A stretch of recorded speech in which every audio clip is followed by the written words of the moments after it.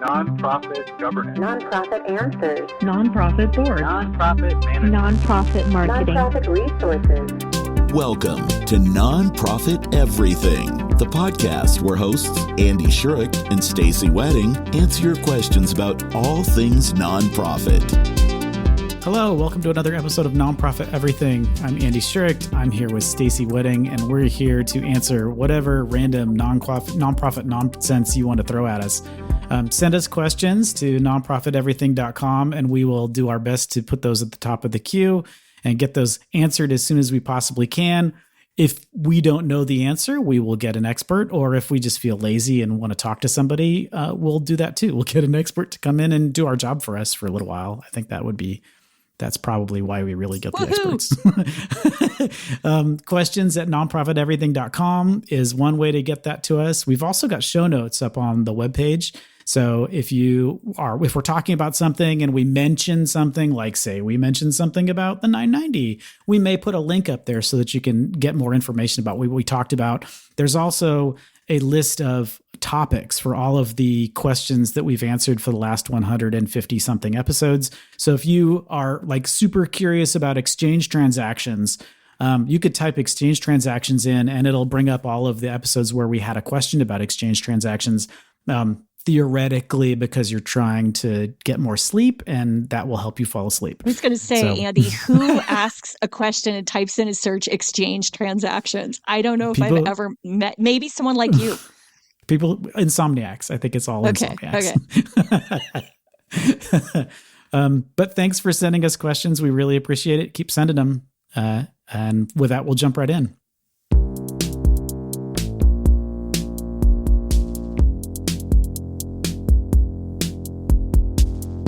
Okay, Stacey, here's a long one. So every once in a while, we'll get a question and we say, we've done it already once today, and we say, man, I wish there was more detail in this question. And then someone sends us a question with lots of detail, and we're like, oh my gosh, that's a lot of detail.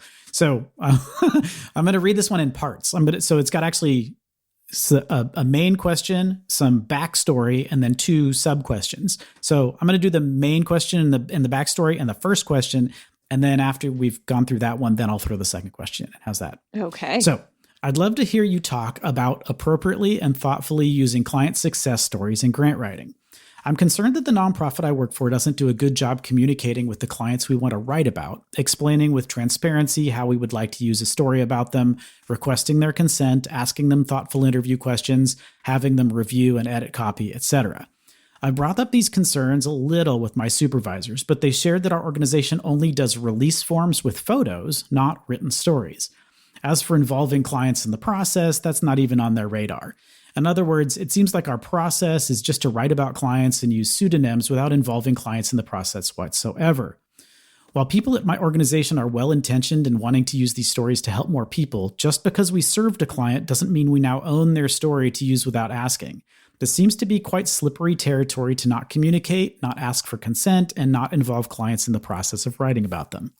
What approach do you suggest for ethically and thoughtfully integrating client success stories? Ooh. I just want to say thank you to the person who sent this in, because I think it is a topic that has gotten increasingly complex, and also that people aren't thinking about it. So I know over the years, we've all seen stories. It's all about the stories. Share a compelling story, right? We've all heard it. It's like number one in all the marketing, all the fundraising, all the grants, try to stick in a story. But what a lot of times we're failing to do as sort of society and as a sector is actually talking about how storytelling can be victimizing or empowering, depending on the narrative and the approach we use. And so I think bringing this up is huge, and good for you for talking about it. For some of our listeners who may be going, what exactly can you say more about why this is an issue? And so I'll just share a few examples I've seen. So we've all seen sort of those stories where we overemphasize like the distressing details of someone's situation, right? To a point where it is just like all about, it's not about the human being anymore. It's about this awful dramatic situation. It's like those commercials we see on TV, I always joke, the Sarah McLachlan commercial with with the dogs that are dying, right? Like it's these just like, oh, like these so like heart-wrenching, very sort of almost manipulative storytelling to really play on people's emotions or their guilt or their fear or all those things. And the reality is sometimes that works, but is that ethical, right? Then you see this sort of counter thing where it's like just summed up super quickly and it really isn't a story at all. You see this in grants all the time, right? Because there's like character limitations where it's like this anonymous description of problems, right? Like Mary, not her real name, came to our program because the blah, blah, blah, right? Like, and it's the super short, like 3 lines. It really isn't a story if you're really talking about stories. And it actually just half the time, these kinds of things perpetuate stereotypes. They lead to exactly what we're trying to do and like we're trying not to do. Like they stigmatize an issue further. So thank you. I guess all that to say, I got on my soapbox there, but like, thank you for bringing this up because I do think we all have to sort of take a moment and think about how are we sharing our stories. And so I think, one way is that letting anyone know that the person you're sharing the story about they're more than their problem, they're more than their circumstances, they're more than their disease or whatever. Like they're more than that, like, right? They're a whole person. And like sharing that and finding a way to share that is important. And I think talking about ways where to your point, asking the person that we want to share their story, I absolutely think that should be a part of it. Like, is it your story of success and all the things you did? And I want to go back to that point in a minute, right? Like all the things you did to move from point A to point B are so inspiring and would help so many others that are in situations like yours. Would you be okay if we shared your story? And would you be okay co-creating or even helping write it for like we want it to be from you. Like we don't want to put words in your mouth. We don't have your same lived experience. So I think really coming at it from a point of asking for permission is important.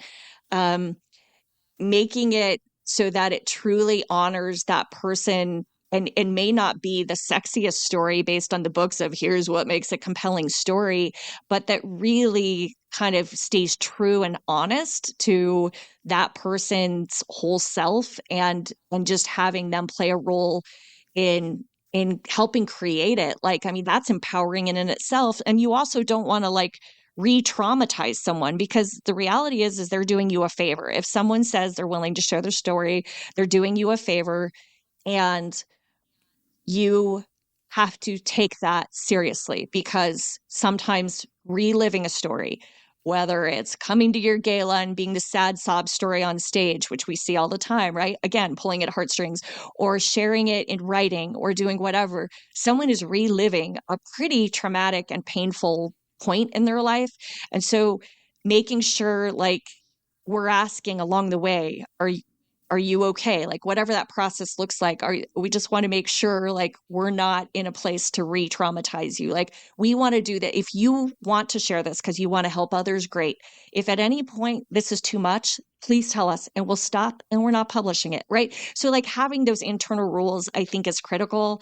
And always sort of coming back to when we're done with the story, if we helped shape it or if we helped create it, like if this were my story, would I want it to be shared in the way I've just shared it? So I think things like that along the way are important. The other thing is not making it about your organization being the hero. Oh dear, we need to stop with this, right? Because that's the way sometimes people have been trained in storytelling. Tell the story and share how your organization came in to save the day.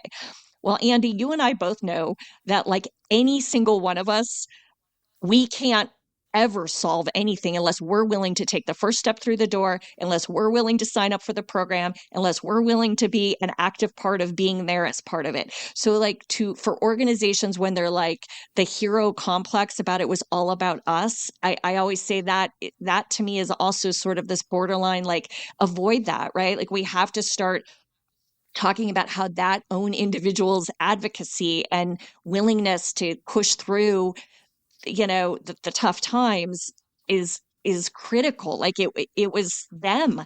They are the hero. They are the hero. Our organization was simply like the conduit, the facilitator of it. We happened to have some supports along the way. We were a partner with them. I mean, like, you could be a partner in it, but you're not the like end all be all. And so I think ultimately, asking some permission, giving someone, letting them put some of it in their own words, giving them opportunities to stop or to elaborate or to not want it published at all is absolutely acceptable and like needs to be part of it. And I know that all of this like takes more time and energy, but it is like, when you think about what we're doing with storytelling, it should honor and empower the people. It should support what we're doing with the programs and services. And yet so many times, right, the storytelling becomes almost like the counter to that, like the part that's like, oh, well, yeah, we empowered them and gave them the tools in this area, but now we're just going to exploit them and use their story. Like, it just doesn't make sense, right? Like, and I don't think people do it. I think it's just this sort of programming about we've got to have a good story, and people don't even have lost sight of like person involved whose story it is. So that was probably, I feel like I should be like up in a pulpit or something, but I feel strongly, as you can tell. And I'm really like, kudos to the person who's really thinking about this. So Andy, was I a crazy lady there or what? No, I totally can't disagree with anything you said. I think thinking back to the stories so first I think I want to say is that the smartest marketer I ever talked to, like the thing that she used to say all the time was, you are not the target market, right? Which hits home for me. So as a nonprofit executive, especially if you're working in a particular space, you're like in this space all day long, you start to get, number one, jaded to some of the stories. Like you hear these, you've heard the same thing over and over again. Some of your donors may be in the same space that you are, but most of them are probably not. This may be the first time they're thinking deeply about the problem or the what you're doing. And they haven't just been inundated with this day in and day out like you have for the last however many years you've been working with your nonprofit. So having a fresh set of ears come in and tell you like, these are the stories that are going to become impactful. I mean, I think that's important to think about, that it's not necessarily what you believe. It may be something else might be better. But if you're and the reason I say that is if you're making up these stories internally, you're just sort of personally, the organization is curating which one of these stories we think will be most impactful for donors, you may be getting it wrong. And so by having an active, like as the person that answered the question suggests, having an active way to go out and to collect stories from people with the explicit acknowledgement that we would like to tell your story so that we can let people know that this is a challenge and we need more support. Like most people will be like, if it's a good story and you're not going to make me embarrassed, they're going to be perfectly fine saying, yeah, I'm happy to tell you what happened to me and see if this works for you. And as you sort of build up this sort of group of stories, as you learn more and more and more, some of them may pop out. Some of them may be like, this is the most interesting one we've heard, or this is a new angle, or this one works better for this grant or this organization because it talks about something that they're interested in differently than other ones do. I think I'm thinking back at the food bank, there were two stories that I think really impacted me. Neither of them were made up and neither of them were solicited. So both of them were somebody just telling us something. And then in one case, we were able to say, that crushed me. Is it okay if we tell your story? Like, is it okay for us to use this? And she said yes. The other one was actually just a note that we got back. It was a kid that had written, they'd received a backpack of food for the weekend, and they wrote a thank you note back. And they gave it to their school counselor, who then forwarded it to us. And the thank you note said, and I don't remember it exactly, but basically, thank you for the bag of food. I shared it with my two brothers, my sister, and my dog. And this is a bag of food that was supposed to nourish one child for a weekend. And for us, it was like 4 kids and a pet, like shared what was supposed to be enough calories for one child for the weekend. Like, and the reason that was an impactful story for us is not because not because we thought that this is something we could share with donors that's going to give us more money for the program. It was something that really explained, I think, in really clear ways to me and the people that read the note, like, look at what's actually happening. This is a second grader that has shared their food with their family because everybody in their family is hungry. So why aren't you as generous as the second grader is, right? That's like the kind of thing that, like, for me, it was like, I got to go do harder work now. Yeah. Like, thank you for making me have to do my job harder because now I realize what the stakes are, right? Yeah. But that might not necessarily be the kind of story that you're going to share in a particular grant application. It might not hit the same way.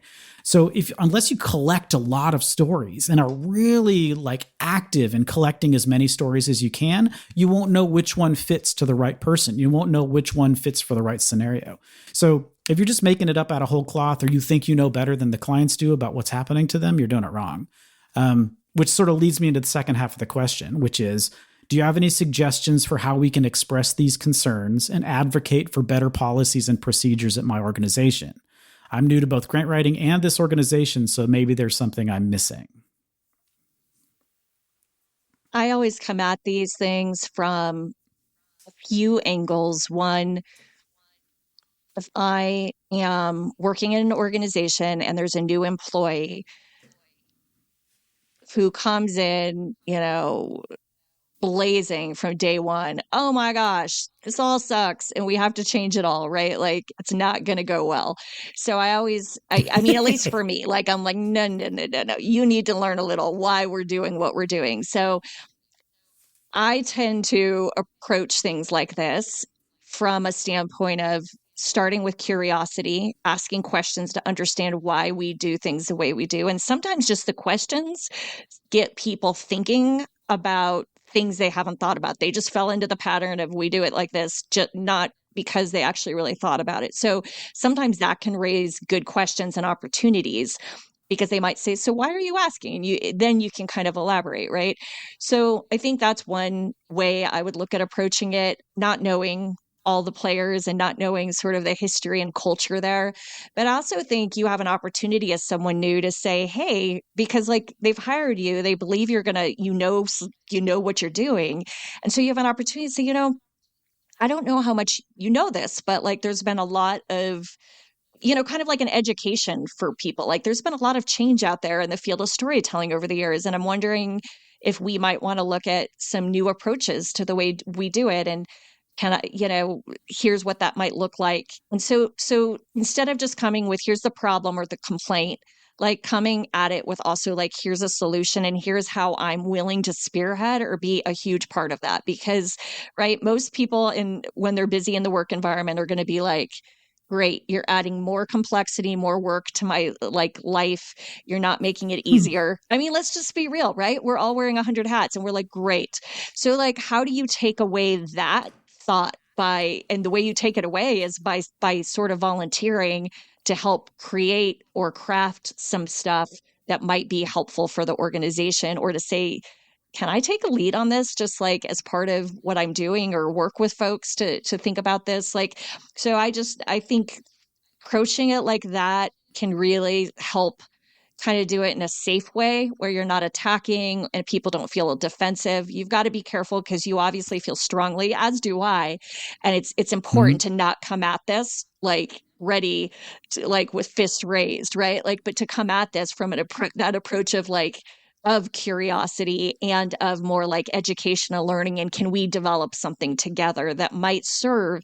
And at the end of the day, making it, I mean, how does anyone argue with? It's not about making your life easier. It's not about making their lives easier. It's about how do we best serve our clients? We're doing such an amazing job with our programs and services. Like, imagine if we could do that with our stories as well. Like, so really trying to tie those together, I think that would be really hard for somebody unless they're a total jerk, like, which might make you want to leave the organization if they are. But like, if someone's like, no, we don't want to help empower our clients through their stories, like, oh dear, that's a larger issue. So. Yeah, it sucks to be right sometimes, doesn't it? Yeah. Or you could go with so two randos on a podcast told me you're wrong. That's a good way. That's a good thing to lead with. Yeah, it's hard, especially when you feel like like you're brand new and you don't feel like you've got a lot of authority to make changes. And like Stacey said, if you walk in with, this is all broken and all wrong, why are you guys so terrible, right? That's not going to go well for you. On the other hand, you have a pretty good point. I mean, it's going to be, like Stacey said, it's going to be really hard to argue with, why don't we collect more stories? And wouldn't it be great if we actually got people to like acknowledge that we could use them, right? And then make sure, and just to see if they're comfortable with us using the stories. Wouldn't that be a good idea, right? And like Stacey said, it's going to be really hard for someone to say, nah, I think that's a waste of time, right? And again, if they do, just like Stacey said, that's a red flag. Like you gotta, when this is the kind of relationship red flag, you're like, do I want to date this person? I don't think so. Maybe it's time to look for different grant writer jobs because there's lots of grant writer jobs. So good luck. Thanks again for asking the question. Yes. It was a really interesting one. Thank you.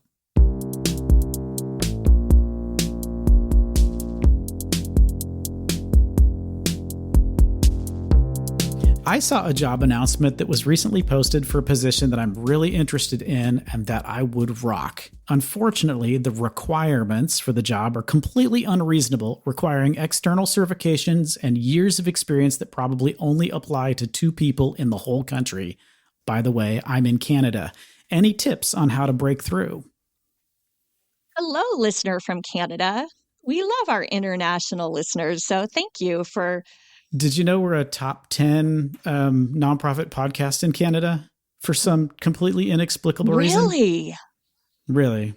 We've got a lot of Canadian listeners for some reason that I do not understand, but we love you anyway. We love you. To keep listening and sharing. Please tell us what you're doing, like why we can't get that same traction in the United States or in any other country for that matter. So, okay. Well, thank you. Thank you, Canada. I really pondered this question because I know how frustrating it can feel when you're like, give me a break. Like, do you really need, that's like a superhero that doesn't exist of what you're asking for, right? And you don't know enough, you may not know enough about their own background or who wrote the job description or all the reasons why it's got all those requirements. I mean, I always wonder if there's more to it than maybe meets the eye, which could be why they have all those requirements that may not seem obvious to you, but there may be good reason for why they're including it. But to answer your question, I guess what I'm thinking is, I were in your shoes, I would probably write, if there was the opportunity allowed me to write a cover letter, I would probably write a cover letter that really addressed the fact that while I recognize I don't have some of the credentials you outlined, because they're going to notice it anyway. So it's not that there's a problem, like just being honest, because then that shows you actually weren't a complete slouch and just ignored that. Like you're acknowledging it, right? Like, hey, I saw that you have all these credentials. Here's the reality. I don't have those, but here's what I do have that I think could incredibly benefit your organization and why I think I would be a great fit to rock this, right? You obviously feel really confident. So can you find a way to share some of your background? They clearly want someone with a track record, which is why they're like, okay, we want people with years of experience and external certifications. To me, that signifies an employer looking for like someone that's got some best practice knowledge and someone who has been around and like has a track record of success. And so to me, I would use that lens in my cover letter. Like, hey, here's what I have accomplished in other jobs. Here's what I think I could accomplish for you. I am willing and open to take any certifications that you think are necessary, but I think I also want to just give a shout out to myself. I mean, obviously in different words, right? But give credit to what I have accomplished that I think could help you. And it is all about, there's that balance of not wanting to be too egotistical, like I'm amazing and I would rock this, because that's annoying too. But sort of from a perspective of, I'm so passionate about this and deeply want this. And here's why I want it. And here's why I think I would be a good fit. So I would probably go at it from that angle, or I would see, I'm sure you've already thought of this and probably it doesn't exist, but do you know of anybody who works there? Is there anyone who could put in a good word for you, or give you some backstory on how best to approach this? But I'm assuming that's not an option, or you wouldn't be asking us the question. So that's the way I'd handle it. How about you, Andy? I'm not so sure that this person wouldn't necessarily have thought of that first. So many people, so I don't, the way a lot of job things work right now is that there's a first layer, because we've got the internet now. There's this new thing called the internet. And when you post a job, it ends up on the internet, which means you have an absurd number of applications come through. Like a lot. It used to be, back in the day when you'd like publish it in the newspaper and you'd get like 9, and they'd be like, okay, we got to find from these 9 people. And now it's like 9,000. And so even nonprofits, which don't have really sophisticated HR departments with levels of recruiters that are working on certain industries and all this kind of stuff, they don't have it, but they still get that volume of information back. So if you post something, especially if it's a higher level position that might have something like this, you're going to get a lot of applications. And so you need some sort of automated way to sift the good from the bad, or the ones that meet the requirements from the ones that don't meet the requirements. So even a cover letter in this scenario, I think, as much as like if it were back in the newspaper day, like cover letter would be great because somebody's going to read it. Nobody's going to read the cover letter. They're going to put it in the automated system. The automated system's going to say, oh, this person doesn't have this certification. So they go in the no pile instead of in the yes pile. And so you never see it, that even though you have the greatest qualifications in the world and you're going to be the best person for the job, nobody's ever going to look at you. So in the scenarios where, and don't do this for every job. If you're just like shotgun applying for this is not going to work for you. But if this really is a job that you're really interested in and that you think you're going to do an amazing job at, do all of the work that's required to make sure that your resume or your cover letter and your CV or whatever goes around that first step and doesn't go through the automated system, doesn't go through the HR person whose job it is to sort.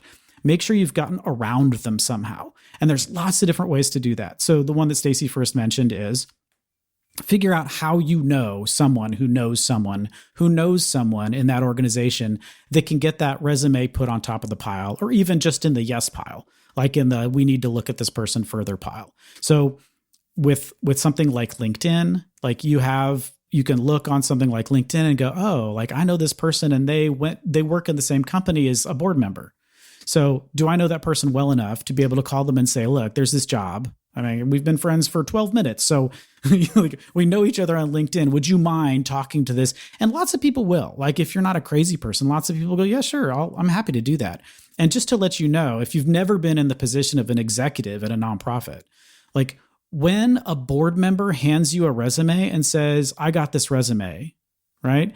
Even if they don't say anything else, if they just say this resume came in from this board member, it goes in the look at this person pile automatically. It doesn't go into the trash pile immediately. It goes in the we need to look at this because a board member handed this to me pile. And if you can that's when your cover letter is going to make a difference. That's when all of those other things are going to make a difference. If the executive director has an assistant, get the assistant to put your resume on the executive director's desk. Figure out a way to get to the assistant. That's another way to do it. If you know anybody that works there, just try to get some into the organization to get on the other side of that pile. Call in favors. Like if you know somebody and you're like, can you introduce me to this person who happens to be a board member? I'm really interested in this job and I don't want to waste their time. But I just have a feeling if I can just get to the interview stage, I can close this. And I would love for your help on this one, which is why you can't do it for every job. You can only do it for the jobs that you're really, really interested in. Then you have the time to make a compelling case about why them asking for 25 years of experience is crazy town, because it means they can't afford any of those people and nobody's going to work there anyway. And what you really want is me, because I come with all these other things that you didn't even put in the job description. So if it's a job you really, really want, and, I feel bad because it's a question asked to the podcast, which means by the time we get the answer back, it may be too late. But if it's a job you really, really want, like do your best to make some of those human connections to try to get your resume to the top of the pile, because the HR drone or the computer system that's sorting resumes to begin with, they're not going to work out for you.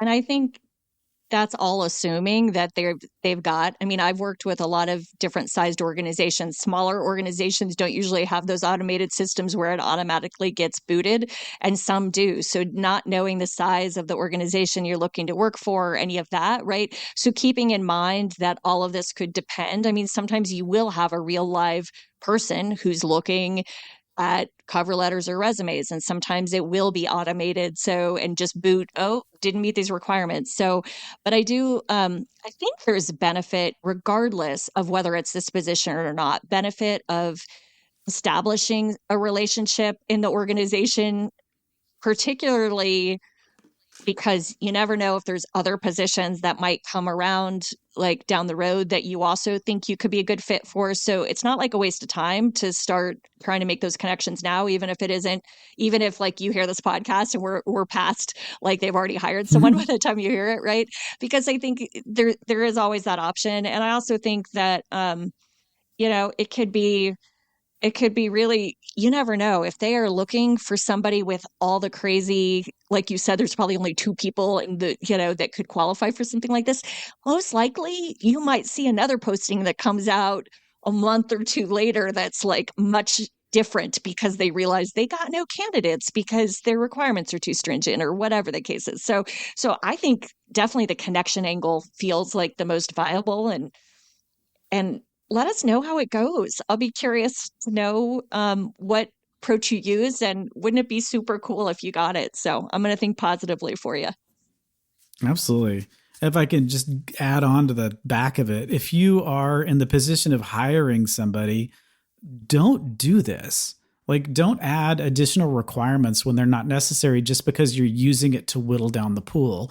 Do the work to look at the actual resumes that come in and find some way to sort them into piles that doesn't have like just an arbitrary binary condition between yes and no.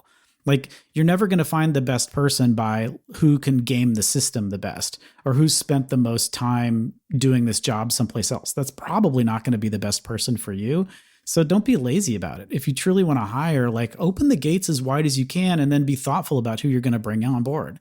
That's like, it seems so basic, but so many times you see, like, as soon as somebody's like, we've got to put this job description together for this new thing and we need a master's degree. Like, why? Like, tell me what the master's degree is going to give you. Like, are you hiring like somebody that needs to be an RN? Are you hiring a nurse that needs a nursing degree and has to be certified as a nurse? Otherwise, like, why not just open it to the world? Right. Like, there's no reason to make it arbitrary. Yeah. So please do that.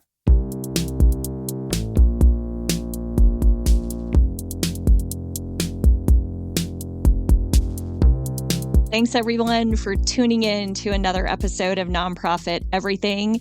It is always a fun journey, and it's one that I'm super grateful for because I get to hang out with my co-host, Andy, and I also get to learn a lot from you and your questions and from Andy. It's always enlightening and interesting seeing what questions are on your mind and what you're looking for from us. And we do our best to answer. And when we can't, we bring in a guest expert. And with all of that, the kind of theme of it is learning, right? Like lifelong learning. And this podcast hopefully is one of those tools for you, like it is for me, to do that. Because even as the co-host who sounds sometimes like I have all the answers, trust me, I do research and behind the scenes stuff to make sure I am sharing with you things that I think are obviously accurate, but also not allow myself to get off on too many tangents. We all know, I think one of these episodes, you're going to hear me go off on a couple tangents and soapboxes. So my apologies, but I guess that's the power of having the mic in front of me. I think that sounds like a challenge. I think somebody should carefully craft a question that will make Stacey answer for an entire 30-minute episode. Oh, my goodness. So this is your challenge. What question can we ask Stacey that will just have her go off for 30 full minutes? I think that would be really interesting. Oh, dear. I'm sort of scared to hear what we get, Andy, but we've done interesting challenges before, so we'll see what comes up. Anyway, if you have any questions, you know where to find us, nonprofiteverything.com, questions at nonprofiteverything.com email address, or on, social channels, Discord, all of the ways, right, to stay in touch and communicate. And even more importantly, your ratings, your reviews of us and this podcast actually help. Hopefully they help, right? If they really suck as reviews, we probably go down in the rankings, but I don't know how all that stuff works. But if you're giving us a positive review, I think that's amazing because it helps others find us. And we are always looking to grow our audience and help more people. So we know you have similar hearts as we do. And we would so greatly appreciate your rating or review if you enjoyed today's episode or any episode. So thanks so much. And we'll see you next time.